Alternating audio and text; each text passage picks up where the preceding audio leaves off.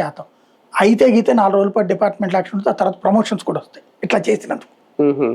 ఇక్కడ దీంట్లో జరిగినటువంటిది మామూలుగా అయితే కనుక ఏ సిబిఐ దర్యాప్తు జరిగితే ఏం చూస్తారు, ఫస్ట్ వీళ్ళు టాస్క్ ఫోర్స్కి సంబంధించిన వాళ్ళని ఫస్ట్ విచారిస్తారు. నువ్వు వాడిని ఎట్ట పట్టుకొచ్చావు, ఎక్కడ పట్టుకొచ్చావు, మార్కాపురంలో పట్టుకొచ్చావు, ఎవరు చెప్తే పట్టుకొచ్చావు, ఆ చెప్పిన ఆయన దగ్గర అడుగుతారు. నువ్వు ఎందుకు చెప్పావు, ఇది టాస్క్ ఫోర్స్కి ఎందుకు చేసావు, ఆ జగ్గపేట పోలీసుల కేసు కదా,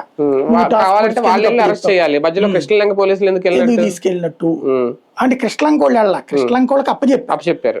ఇది అయ్యింది. తర్వాత అక్కడ ఆ రోజు 8వ తారీఖు పట్టుకొచ్చిన రోజున ఫోన్ డేటా చూస్తారు పోలీసులు. ఫోన్లన్నీ తీసుకోవాలి లెక్క ప్రకారం. ఫోన్ డేటాలో, కాల్ డేటాలో వీళ్ళు ఆ రోజున ఎవరితో మాట్లాడారు, పట్టుకున్న టైం ఏదో ఉంటది కదా, ఆ పట్టుకున్న టైం అక్కడ సీసీ క్యామ్స్ చూస్తారు. చూసి ఆ టైంలో ముందు ఆ రోజు పొద్దున్నుంచి వీళ్ళు ఏ అధికారులతో టచ్ లో ఉన్నారు, ఆ అధికారులందరినీ విచారించాలి లెక్క ప్రకారం. నువ్వేం మాట్లాడావు ఆ రోజున వీళ్ళతో, ఇవన్నీ. ఆ తర్వాతన ఈ ACP task force ACP task force అధికారులు ఎవరు వెళ్ళారో వాళ్ళు, ఇందులో చట్ట ప్రకారం నేరం అయితే గనక అక్కడి నుంచి తెచ్చిన వాళ్ళు నేరస్తులే. టాస్క్ ఫోర్స్ లో ఇక్కడ ఆ రోజున అతన్ని ఇంట్రాగేట్ చేసిన వాళ్ళు నేరస్తులే. కృష్ణలంకలో కొట్టిన వాళ్ళు నేరస్తులే.